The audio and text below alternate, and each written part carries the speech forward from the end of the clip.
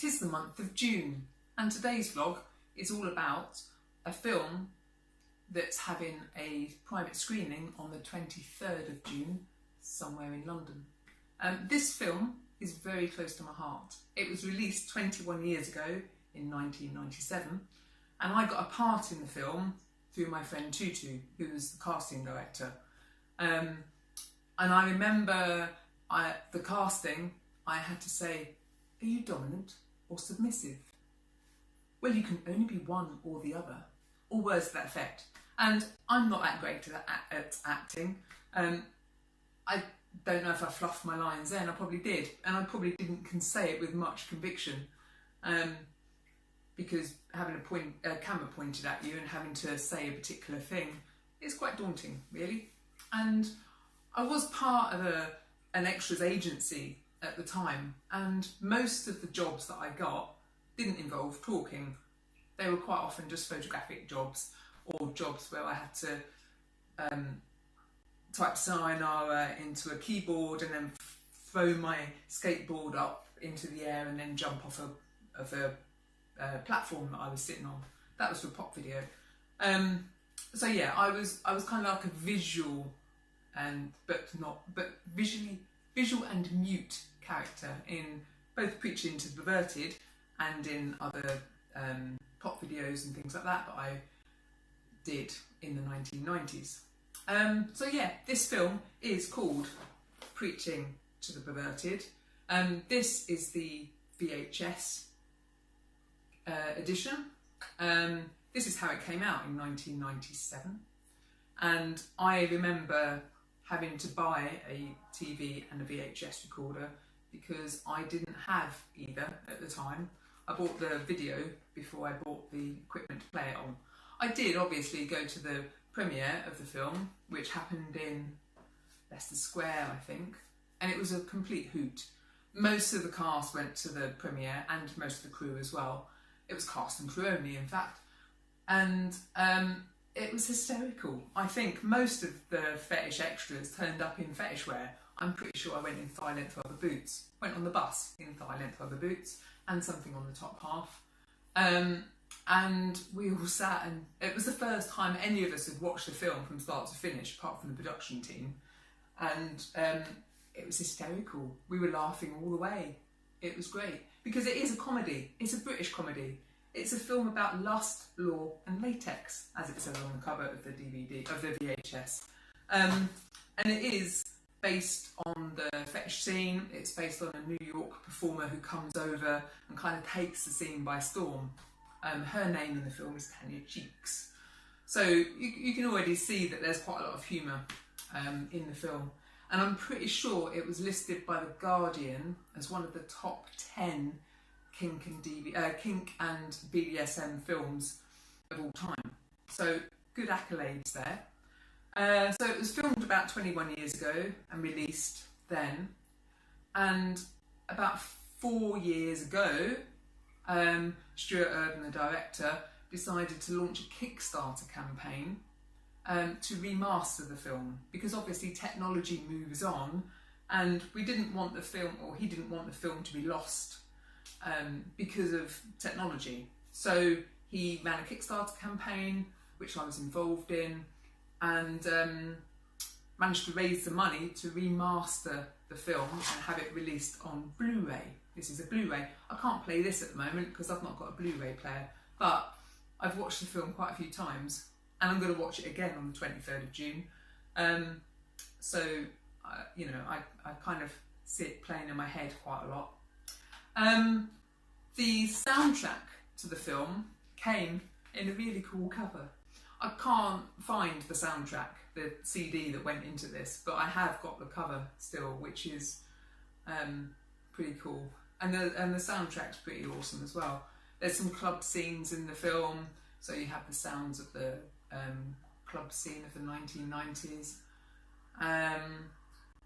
And what else can I say? It's a rip-roaring romp through depravity and such things. I remember around the time that the Kickstarter campaign was launched, I had an intern who was an events intern, and I'd get her to do quite a lot of social media type stuff and write some blogs. And I got her to watch the film. She was over 18, so legally she could watch the film, but it was so outside of her norm. I'm pretty sure she was Christian, and she was from Europe as well, not from Britain, from Europe. And I think she was incredibly nervous about watching it, but when she wrote the blog piece about it, there was a little quote that she put in the blog piece, which has been re-quoted by the director of the film quite a few times on social media. Can't remember what the quote is, but it's something along the lines of, "Don't be scared by this film. It might sound scary, but these people are actually quite normal, or sane, or something like that." I can't remember. I'll probably put the quote in the description box below. This is the pain of me not doing all my research before I do a little vlog. This vlog is just about my memories, really. My memories of the film and doing the filming are just brilliant. There was a scene in the film, the missing dog scene, and it had the cast and the crew in absolute hysterics. Quite a few of the cast were standing on a set of steps outside a beautiful building near Bushey in North London, or north of London, and the main lead character, the male lead character, was dressed as a pony. And yes, when one of the other characters said, "There's something on your shoe, old chap," I'm not going to say anything. If you've not seen the film, please watch it, because for that scene alone, the missing dog scene, absolutely hysterical. There was a lot of people from the scene in the film. Tutu was the person who got me the part, and I think I did 19 days altogether. Stuart, the director, absolutely brilliant, knew most of the extras by name, all the ones that did more than a couple of days anyway. Sitting on the production bus was quite a lot of fun, and obviously going out and travelling was quite a lot of fun as well. There was one particular scene I remember where I'd been up most of the night before performing at Bagley's Warehouse for Sam and Velda, who were doing a fashion show there, and it was the only day on set that I had my Mohican up completely. I had a blonde Mohican that was about 6 inches tall at the time, and it was the only day that I had my Mohican up. And because I hadn't really got much sleep the night before, when Stuart, the director, said, "Does anyone want to lie down for the day?" my hand shot right up, and there was I, pretty much naked except for an organza sheet that was covering me, and loads of pink rope, because I was tied to an altar for the day. I was really quite disappointed when halfway through the day I really needed to go to the toilet, and they had to cut all the rope. And then in the afternoon it was just laid across me, and I wasn't actually firmly tied down, which was quite sad. So yeah, I had the leading lady light a cigarette from a candle that was sticking out of my mouth, which, how often can you say that, really?